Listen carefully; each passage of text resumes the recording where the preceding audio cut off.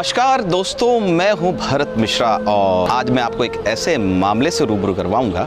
शायद उसको देखकर, सुनकर और समझकर आपका दिल धड़कने लगेगा, आपकी आंखों में आंसू आ जाएंगे और शायद आपके दिल और दिमाग में सिर्फ एक ही बात निकल जाएगी, हाय रे छोटू। कितनी मुसीबतें होंगी उस छोटू पर या कितनी खुशियां होंगी उसकी झोली पर। क्या बीतती होगी उस छोटू पर जब कुछ आवाज़ें आती हैं उसके कान पर और उसे सुनने को मिलता है, ए छोटू, सुन छोटू, कहाँ है छोटू, इधर आ छोटू। अब आपके मन में जिज्ञासा उठने लगी होगी, मन में विचार आने लगे होंगे कि आखिर क्या बोल रहा है ये, किसके लिए बोल रहा है ये, कौन है छोटू, किस छोटू की बात हो रही है। जी ज़रूर, आपको उन सभी बातों से रूबरू भी करवाएंगे और उन बातों के ज़रिए आपको यह एहसास भी करवाएंगे कि आखिर कितना पीड़ित है छोटू। चलिए तो अब आपकी जिज्ञासा को भी पूरा कर देते हैं और अब हम बताते हैं कि है कौन छोटू। जैसे हम छोटू कहते हैं, वो कहीं ना कहीं मखमल में टाट का पैबंद भारतवर्ष में साबित होता दिखाई दे रहा है। छोटू के लिए कई अथक प्रयास सरकार द्वारा भी किए जा रहे हैं। सरकार अपने बड़े बड़े दावे इस लाउड स्पीकर पर ठोक बजा कर कहती है कि हम छोटू को परिताड़ित नहीं होने देंगे, छोटू को पीड़ित नहीं होने देंगे, छोटू कभी निराश नहीं होगा। आखिर क्यों छोटू हो रहा है परेशान? क्यों मर्सिडीज से उतरने वाले या साइकिल पर आने वाले व्यक्ति उसे छोटू ही कहते हैं? क्या उसका कोई नाम नहीं? क्या उसका कोई धर्म नहीं? क्या उसकी कोई जाति नहीं? लेकिन कहीं ना कहीं एक ठप्पा, जिसे मोहर कहते हैं, छोटू की आखिर छोटू पर लग ही गई। चलिए तो अब हम बता ही देते हैं आपको कि आखिर कौन है छोटू, क्या है छोटू। अमूमन हम कभी शनिवार या इतवार के दिन बाहर निकलते हैं घूमने के लिए अपने परिवार के साथ में, तो कहीं किसी लंबे रास्ते को हम पकड़ लेते हैं, चाहे वो 2 पहिया वाहन पर जाएं चाहे 4 पहिया वाहन पर। परिवार के सदस्यों के साथ हर वो चीज़ होती है जिसमें हम घर से कुछ ना कुछ खाने के लिए लेके ज़रूर जाते हैं। फिर अचानक हंसी ठिठोले करते हुए हमारी गाड़ी एक किसी रेस्टोरेंट पे, किसी ढाबे पे, किसी ढाणी पे रुक के हम उतरते हैं और बड़े ही शान से आवाज़ लगाते हैं, छोटू चाय लेकर आना, छोटू कपड़ा मार दे, छोटू पानी का गिलास लेके आ, छोटू टेबल साफ कर। आखिर क्या बीतती होगी छोटू पर जब छोटू छोटू छोटू सुनते हुए उसके कान पक जाते होंगे। और कभी कभार छोटू के जो हालात हैं वो भी आप देखकर शायद ये नहीं सोचते होंगे कि यार छोटू आखिर इतना छोटू और इतना छोटू कैसे। बार बार उसके कानों में सिर्फ एक ही आवाज़, छोटू ये लाना, छोटू वो लाना। छोटू जो घर का सबसे बड़ा होता है वो काम करने में सबसे छोटा होता है। जी हाँ, जो काम कर रहा है वो छोटू है लेकिन वो उसके घर के लिए सबसे बड़ा है। आखिर क्या मजबूरी है छोटू की कि वो इतनी पीड़ाएं झेल रहा है, इतने शब्दों की बाढ़ झेल रहा है। आखिर कोई ना कोई किसी न किसी तरीके से उसे आवाज़ लगाता है, लेकिन पहला शब्द उसके मुंह से ये निकलता है कि छोटू ये लेके आओ, छोटू वो लेके आओ, छोटू मदिरा लेके आओ, छोटू धूम्रपान की चीज़ें लेके आओ। लेकिन छोटू शब्द उसके कानों में सबसे पहले आता है। क्या छोटू के पास खेलने के लिए खिलौने हैं? नहीं। क्या छोटू के पास पढ़ने के लिए किताबें हैं? नहीं। क्या छोटू होली, दिवाली, दशहरा, त्यौहार, ईद, क्रिसमस मना पाता होगा? ये सवाल अभी भी खड़ा है। गुब्बारा देख के छोटू ये सोचता है कि काश मुझे भी ये गुब्बारा मिल जाता। किसी के हाथ में अच्छी चीज़ें देख के छोटू ये भी सोचता है कि मेरे पास भी ये चीज़ें होती। और लेकिन जब माँ बाप का दुलार किसी अन्य छोटू, मतलब एक छोटे बच्चे के ऊपर या उसके परिवार के सदस्यों पर उमड़ता है तो छोटू की भी आंखें छलक जाती हैं। छोटू भी सोचने पर विचार कर लेता है कि काश मुझे भी मेरे माँ बाप इसी तरह से दुलारते। ऐसा नहीं है कि ये छोटू शब्द जो है वो सभी पर लागू होता है। छोटू शब्द उन पर लागू होता है जो घर के सबसे बड़े होते हैं। जी हाँ, एक बार फिर मैं आपको बता दूं, छोटू शब्द उन पर लागू होता है जो घर के सबसे बड़े होते हैं। अब आपके जहन में एक सवाल आ रहा होगा, घर का बड़ा तो घर का मुखिया होता है या उम्र से जो बड़ा होता है वो घर का बड़ा होता है? जी नहीं, छोटू कर्म में सबसे बड़ा है।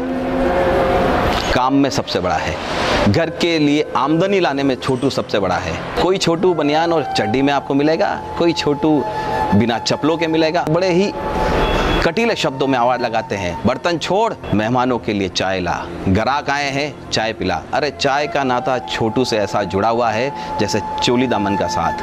आप भी कहीं गए होंगे और आपने भी कभी छोटू को आवाज़ लगाई होगी। तो जैसा मैंने अभी आपको बताया कि छोटू कितना परेशान होता है, उसकी आंखें पथरा जाती है जब उसके सामने कोई माँ उसके बच्चे को जब दुलार करती है, तो वो भी सोचता है कि काश मुझे भी माँ का साया या माँ का आंचल मिला होता, मैं भी अपने छोटे छोटे दोस्तों के साथ खेल कर रहा होता, क्रीड़ाएं कर रहा होता, बाल क्रीड़ाएं कर रहा होता। लेकिन नहीं, छोटू की किस्मत में तो सबसे पहले छोटू सुनना लिखा है, उसके बाद काम करना लिखा है, बर्तन धोना लिखा है, झाड़ू मारना लिखा है, और सबसे बड़ी बात, अब शब्दों की जो झनकार है उसके कानों में सुनना लिखा है। कब ही छोटू की ज़िंदगी बनकर रह गया है।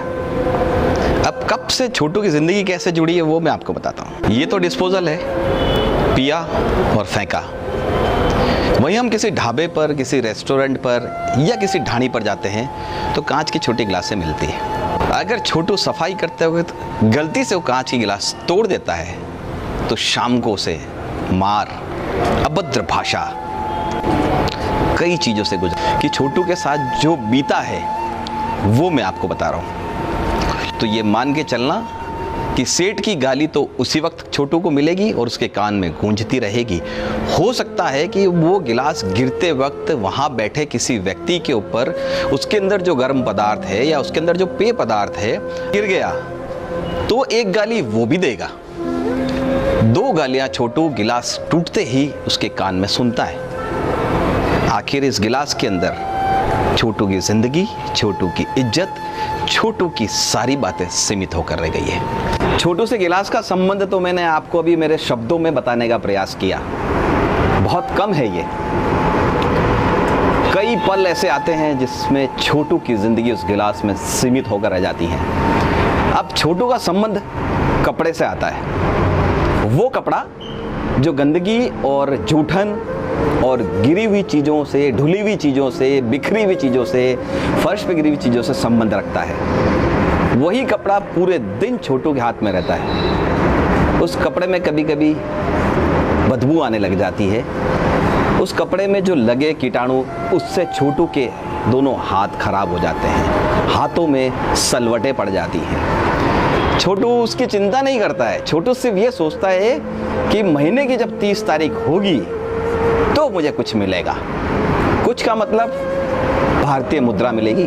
भाई साहब, भारतीय मुद्रा हम नोट या रुपया कहते हैं। उसकी दौड़ में छोटू इतना दौड़ चुका है कि उसे ये पता नहीं कि उसका घर कहाँ है। एक बात और जनाब, छोटू जो है ना, कभी कभी सिगरेट के धुओं के बीच में अपनी सांस को घुटता हुआ महसूस करता है। छल्ले उड़ते हैं सिगरेट के, उसमें छोटू खांसते वक्त भी टेबल उस कपड़े से साफ करता है। दूसरी बात, शाम को मदिरा पान करने के बाद कुछ लोग आते हैं। पहला शब्द, ओए छोटू कपड़ा मार।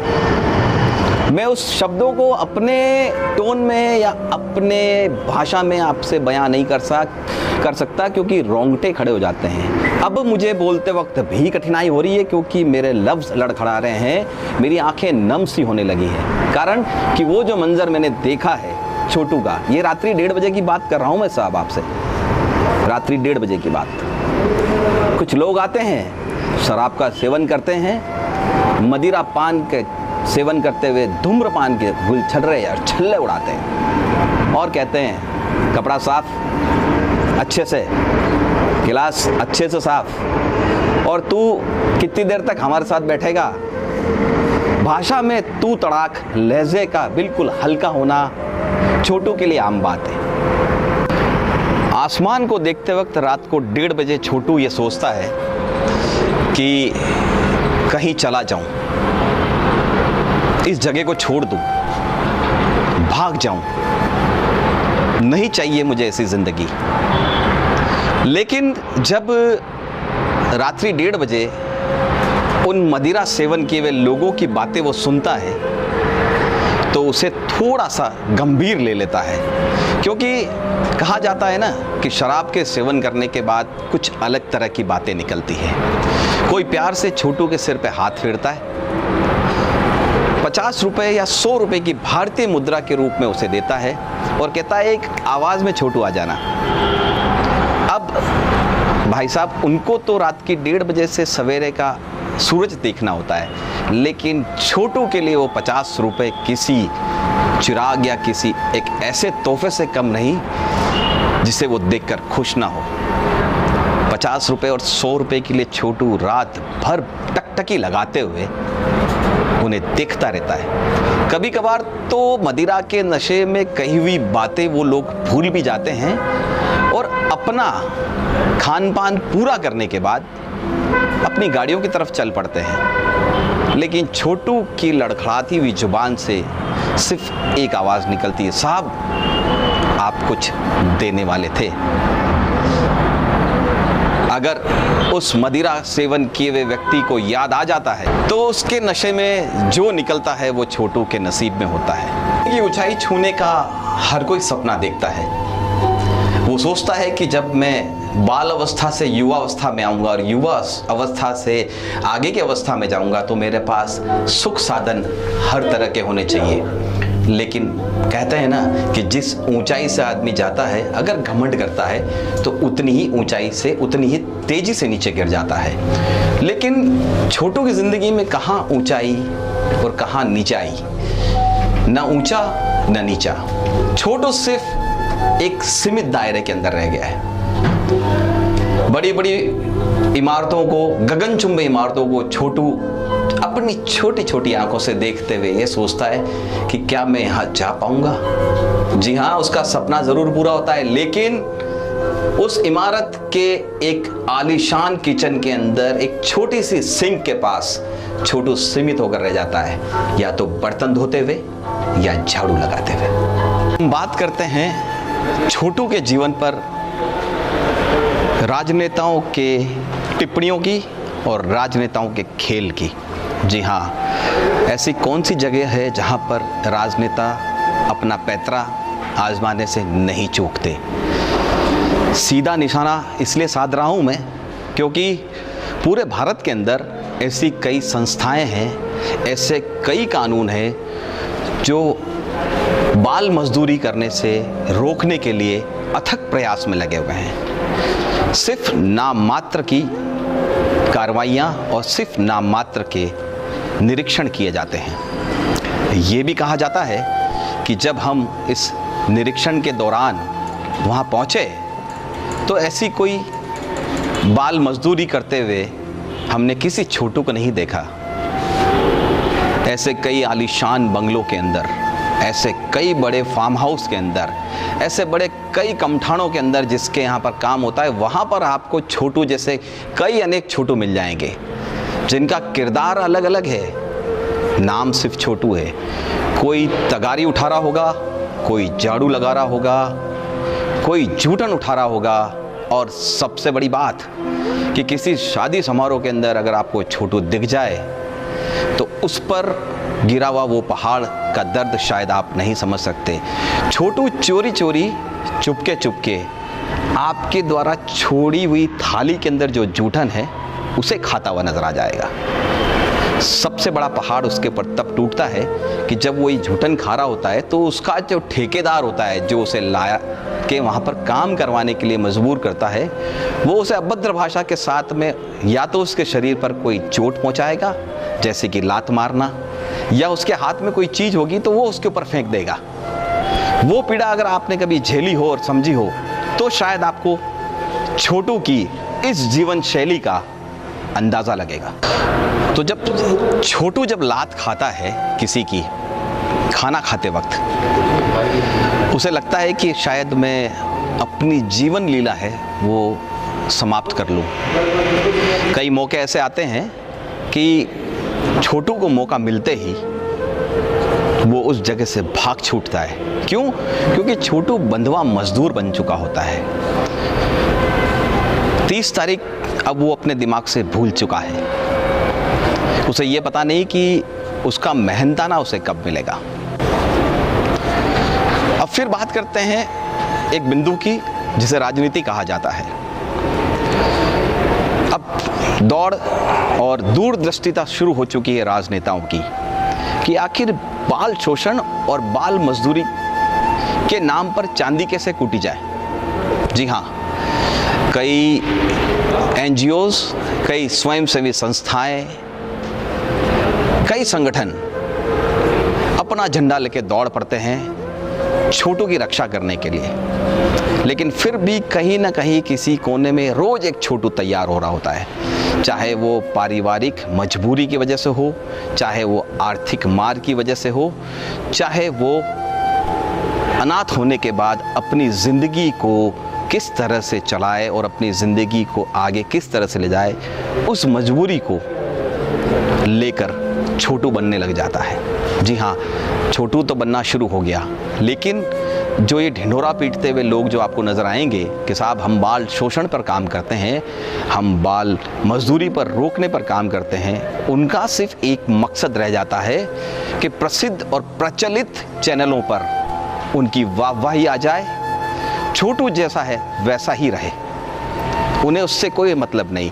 कुछ एक आध कार्रवाइयों को कर कर सरकार भी अपनी तीसरी कर लेती है, और जब शिकायतों का पुलिंदा बढ़ने लगता है तब आम जनता रोड पर आने लगती है और फिर लोकतंत्र के चौथे स्तंभ को अपना सहारा बनाती है। फिर क्या होता है, लगातार प्रसिद्ध चैनलों पर, समाचार पत्रों में इस तरह की बातें छपना शुरू हो जाती हैं। फिर शुरू होता है वापस दौर सरकारी मुलाजिमों का दौड़ का। वो आनन फानन में अपना दौड़ शुरू करके अपने कार्य की इतिश्री कर लेते हैं, लेकिन छोटू जो ये पनप रहा है उस पर लगाम नहीं लगा पाते।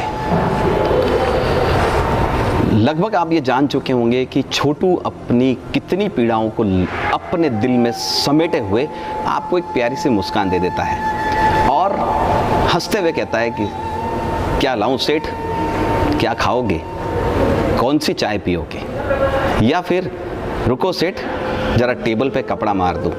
छोटू के मुंह से आपके लिए सद्भावना के शब्दों में सिर्फ सेठ आता है और आम जनता उसे छोटू कहती है और कई ऐसी भाषाओं का उपयोग करते हुए उसके दिल के तार को झंझोड़ कर रख देती है, जिससे वो डर और सहम सा जाता है। सरकार ने कई ऐसे एनजीओ चलाए हैं, सरकार ने कई ऐसी योजनाएं चलाई हैं जिसमें छोटू को एक उसका हक मिल सके, एक उसका जो हर तरह से जो उसका जो सोचने का तरीका है, उसके खेलने का तरीका है, उसके बात करने का तरीका है, उसको समझ सके। लेकिन नहीं, सिर्फ यहाँ पर ढाक के 3 बात, कार्रवाई के नाम पर इतिश्री करना, राजनेताओं का इस मुद्दे को बनाकर चांदी कूटना और छोटू का उसी स्थिति में रहना सिर्फ ये बयां करता है मेरे दोस्त, छोटू कभी मर नहीं सकता, छोटू कभी खत्म नहीं हो सकता, छोटू का जो नाम है वो ज़िंदगी में कभी नहीं मिटेगा। अब मेरा सवाल सिर्फ आपसे ये है, क्या आप हमारे साथ जो इस छिड़ी हुई मुहिम है उससे छोटू को अपनी ज़िंदगी का एक वो पहलू दिखा सकते हैं जो 5 सितारा होटल के अंदर बैठे हुए एक समृद्ध परिवार, एक खुशहाल और एक संपन्न परिवार अपने बच्चों को खिलौनों के साथ में हर वो चीज़ दे सकते हैं। मैं आपसे ये नहीं कह रहा कि आप अपने हिस्से का या अपने बच्चे के हिस्से का छोटू को दें, अपने हिस्से में से छोटा सा हिस्सा उसको ज़रूर दे सकते हैं। आप उस जगह शिकायत लगा सकते हैं जहां पर इस तरह की आपको अनियमितताएं नज़र आ रही हो और बाल शोषण नज़र आ रहा हो। हमारे पिटारे के अंदर और हमारे कैमरे के अंदर ऐसी बहुत सी चीज़ें हैं जिसका अगर हम खुलासा करें तो शायद भारत की वो छवि आपको नज़र आएगी जिस पर शायद आप शर्मिंदगी महसूस करेंगे। छोटू को यौन शोषण का भी पीड़ा झेलनी पड़ती है। इससे ज़्यादा मैं आपको क्या बताऊं कि इस तरह के भूखे भेड़ी और दरिंदे इस भारतवर्ष में घूम रहे हैं कि छोटी उम्र के बच्चों को भी शिकार करने से नहीं छोड़ते।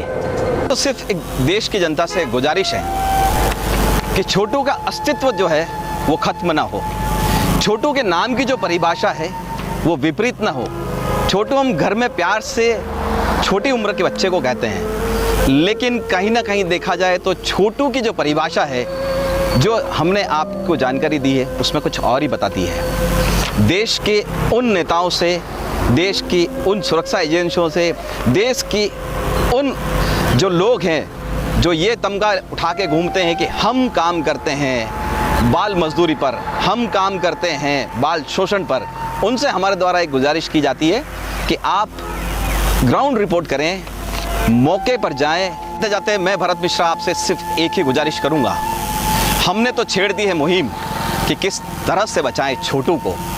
हम करेंगे ज़रूर उन लोगों का पर्दाफाश जो छोटू के नाम पर कूटते हैं चांदी। हम ज़रूर करेंगे पर्दाफाश उन लोगों का जिन्होंने छोटू की ज़िंदगी को नर्क से भी बदतर बना दिया है।